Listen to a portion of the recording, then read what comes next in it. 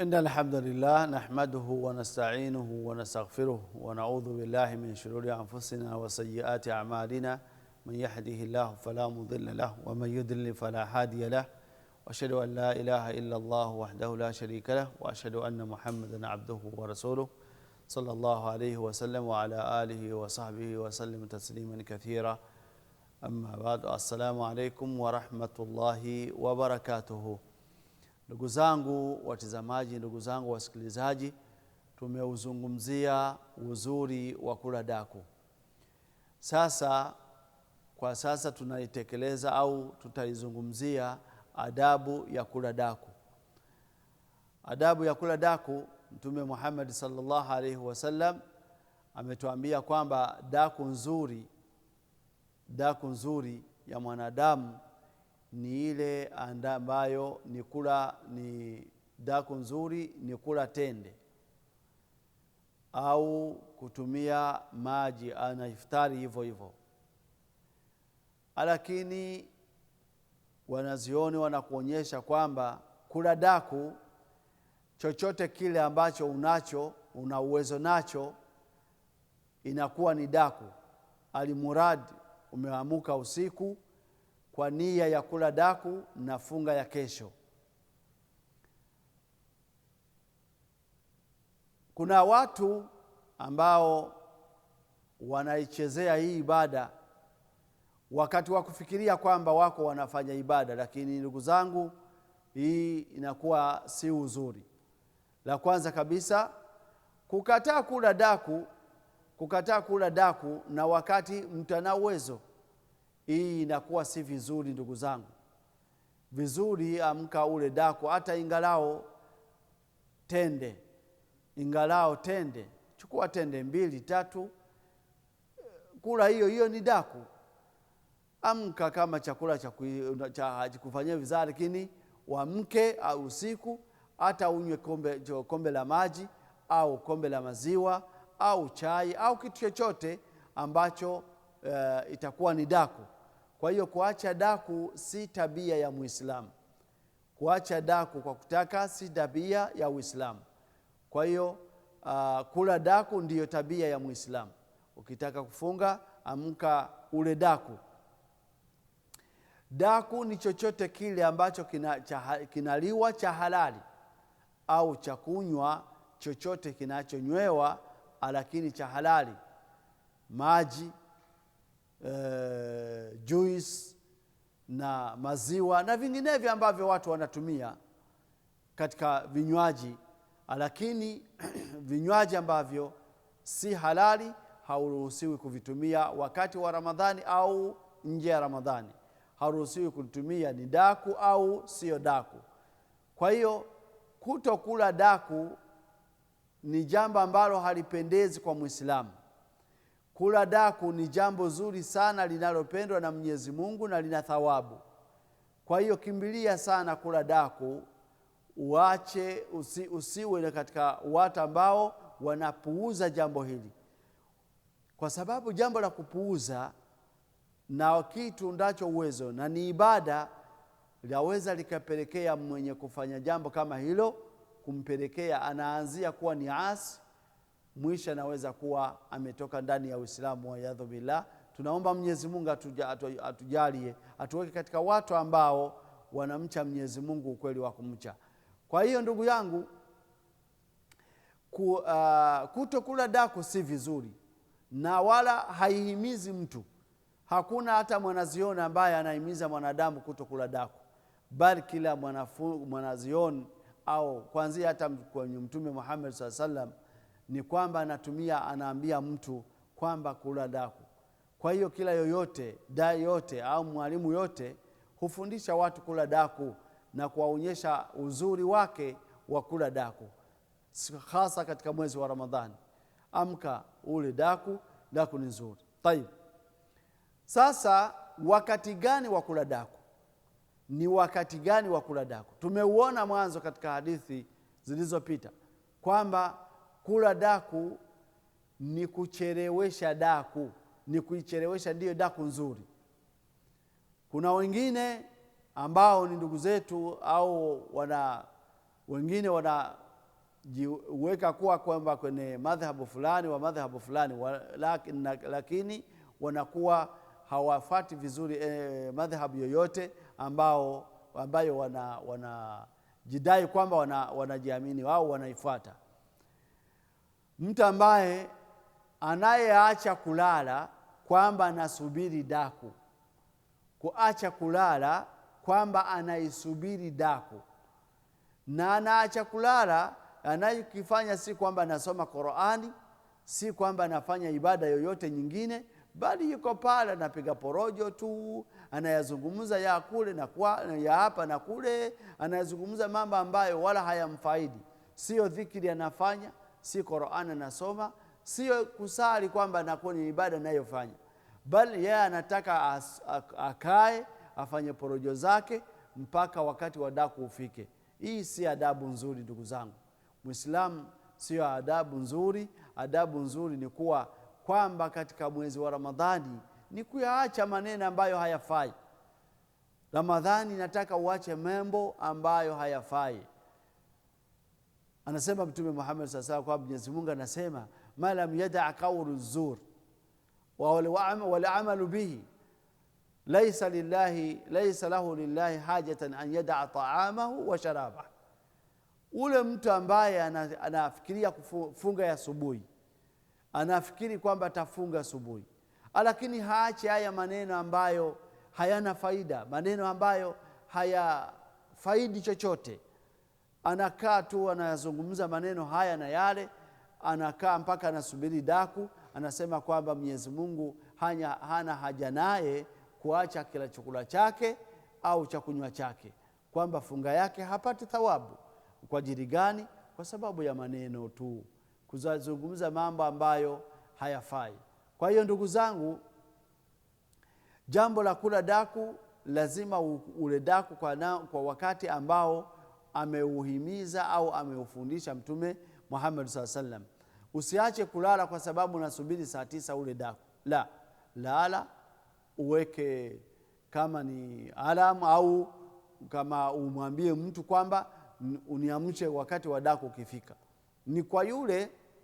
Huyu ni kwa yule ambaye hana ibada ya kufanya, yani amefanya ibada nyingi au hana uwezo wa kufanya ibada nyingine, basi hata kulala ambayo anajiepusha na mambo mengine hapa anaruhusiwa. Lakini lala, pumziko ni nzuri sana katika uhai wa mwanadamu, kwa sababu Mtume Muhammad sallallahu alaihi wasallam yasema kwamba walijasadaka alayhi haqqun, na kwa mwili wako unataka pumzike, una haki ya kupumzika.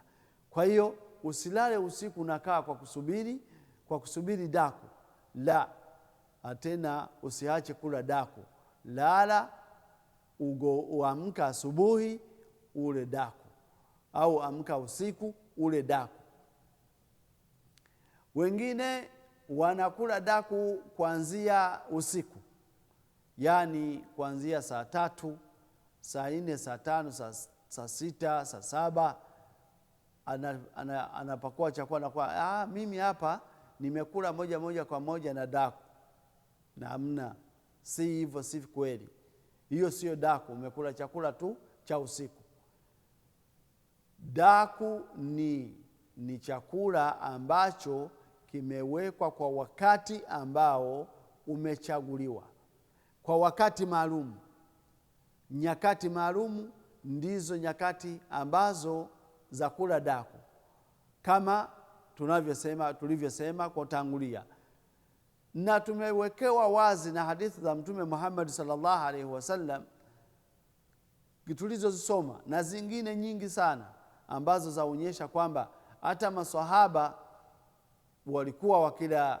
Ukisema katika kitabu cha Baihaqi, Sunan al-Baihaqi, alikuwa akizungumza katika hadithi ambayo inatokana kwa na Amr ibn Mut'im. Anasema kwamba maswahaba wa Mtume Muhammad sallallahu alaihi wasallam walikuwa wakila daku, lakini kwa kuichelewesha. Walikuwa wakichelewesha daku na wanaharakisha iftar. Kwa hiyo daku wakati wake Tunazungumzia daku, hatujazungumzia iftar, na iftar tutaizungumzia wakati wake, lakini kwa sasa tunazungumzia daku, tunazungumzia mambo ya daku. Kwa hiyo daku wakati wake ni ule wakati ambao ni wa usiku wa mwisho. Tunasema kwamba kwenye adabu za kula daku huruhusiwi kukaa, si vizuri kukaa unasubiri daku, yani unaacha kulala kwa kusubiri daku.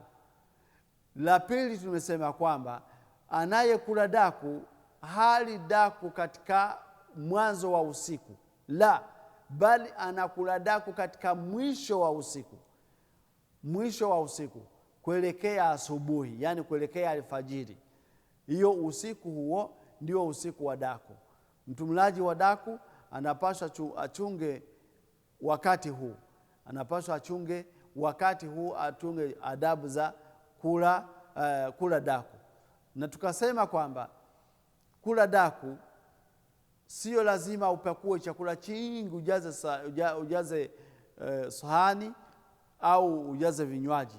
La, daku ni chochote kile ambacho utaamuka ukaweka mdomoni chikateremka tumboni.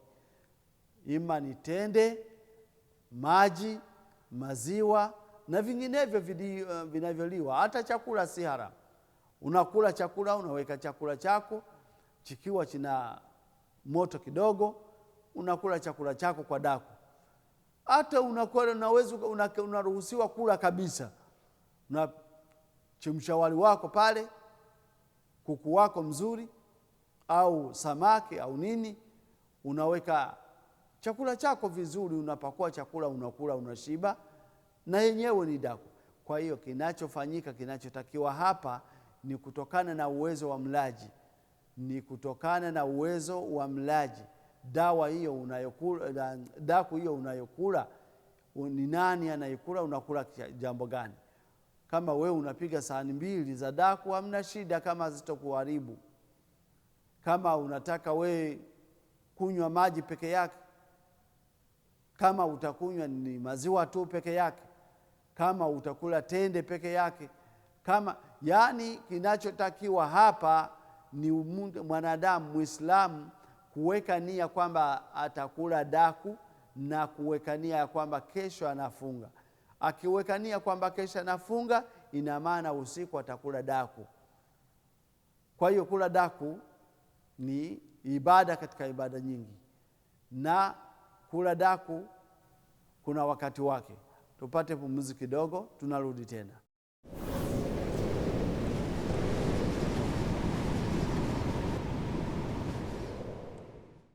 Kwa hiyo kula daku, kuendelea na kula daku, tuna mambo ambayo tunayafuata. La kwanza kabisa tumesema kwamba ni ikhlas lillahi azza wa jalla. Ni kula daku kwa kutafuta radhi zake Mwenyezi Mungu. Usile daku kwa kutaka eti njaa isikuuma asubuhi. La, unakula daku ili kwa sababu ni ibada yake Mwenyezi Mungu Subhanahu wa Ta'ala. Baada ya hayo, la pili ni kula namna au kwa vile amekufundisha Mtume Muhammad sallallahu alaihi wasallam. Hapo ibada unaipata kwa uzuri. Uislamu, hukumu ya Uislamu inakuwa imekupa namna ya ibada vizuri kama utakavyo, na thawabu utazipata vizuri vile kama alivyozitengeneza au alivyoziahidi Mwenyezi Mungu Subhanahu wa Ta'ala. Sasa katika adabu hizo ni kwamba mlaji wa daku lazima achunge nyakati ili apate uzuri au apate ujira zaidi. Mambo ya kufuata mwenendo wa watu ambao si wanazioni, bali ni watu ambao wakuwekea. Kama tunasema kwamba watu wengi wanaacha kulala. Watu wengi kwa sababu wamejua kwamba daku ina uzuri fulani, anataka thawabu. lakini njia ya kutumia kwa kupata hizo thawabu zinakuwa ni njia ambayo si sahihi, si njia ambayo ina uzuri, la bali ni njia ya kukemea kwamba si vizuri. Hata kawaida kama watu wengi wafanya, si vizuri. Sisi hatufati, au Uislamu haufati wingi wa watu, bali Uislamu unafuata uhakika na ukweli wa jambo. Uhakika na ukweli wa jambo, ambalo jambo la Uislamu, ukitaka kufanya ibada yoyote, unafanya ibada ambayo ina dalili. Yani unajua umeitoa kwa nani? Umeitoa kwenye Qur'ani, maneno ya Mwenyezi Mungu Subhanahu wa Ta'ala, au umeitoa katika hadithi sahihi, hadithi ambazo zimethibiti kwa Mtume Muhammad sallallahu alaihi wasallam. Tukisema sahihi, sio maana kwamba zote zinakuwa ni sahihi. Ni hadithi ambazo zimethibiti kwake. Yani inaweza kuwa ni hasan, inaweza kuwa ni jaida, lakini kawa ni hadithi ambayo imethibiti kweli kwa Mtume Muhammad sallallahu alaihi wasallam. Kwa sababu kuna mambo mengi yamepachikwa katika maneno ya Mtume Muhammad sallallahu alaihi wasallam. Hiyo sababu na wajuzi wanazioni wa hadith wanazichambua, wanakuambia hii hadithi iko hivi, hadithi iko hivi.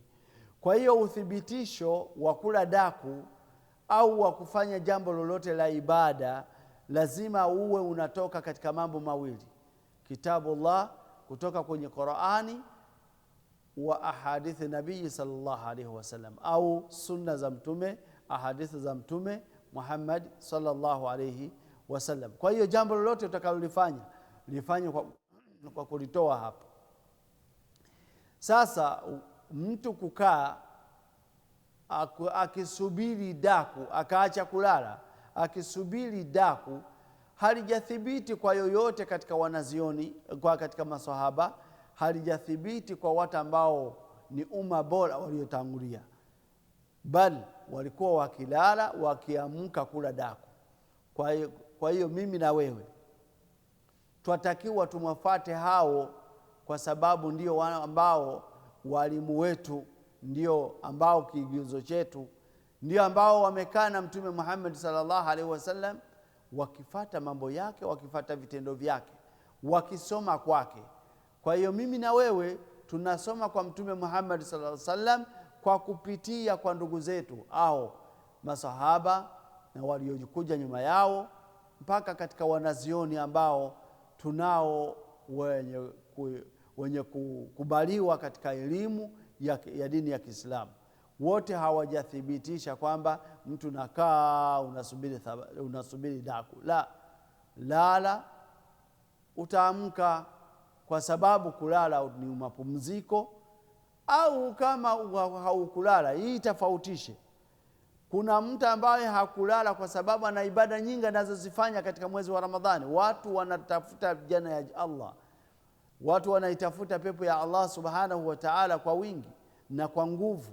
Unamkuta mtu halali kabisa kwa kumlilia Mola wake, akisali, akisoma Qur'ani, akifanya mambo mengi.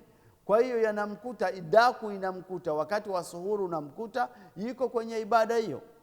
Sasa huyo ni tofauti na huyo anayekaa akaenda kwenye mazungumzo, kazungumza ya hapa na pale, tazama mipira, tazama filamu na vinginevyo. Haya mambo si mazuri, hasa katika mwezi wa Ramadhani. Mwezi wa Ramadhani ni mwezi wa kufanya ibada. Mwezi wa Ramadhani ni mwezi wa kunyenyekea kwa Mwenyezi Mungu. Mwezi wa ibada ni mwezi wa kutafuta thawabu zake Allah subhanahu wa ta'ala, kwa sababu Ramadhan shahrul maghfira, ni mwezi wa kusamehewa, wa itiqu minan nar, na Allah subhanahu wa ta'ala na waondoa watu ambao wale wamefanya tauba, wamejinyenyekeza kwa Mwenyezi Mungu. Mwenyezi Mungu anawaondoa, kama walikuwa wameandikwa katika kuingia moto wa Jahannam, anawaondoa, anawaweka katika watu watakaoingia katika janna. Hizo zote ni faida za Ramadhani. Sasa miongoni mwa kutafuta baraka na vizuri na uzuri kwa Mwenyezi Mungu ni mtu kuyafuata maigizo na mwenendo wa Mtume Muhammad sallallahu alaihi wasallam. Akisema jambo kwamba hili ni zuri, unaalikia kufanya. Akisema jambo kwamba hili halitakiwi, ni baya, basi unakuwa wa kwanza wa kukimbilia mbali.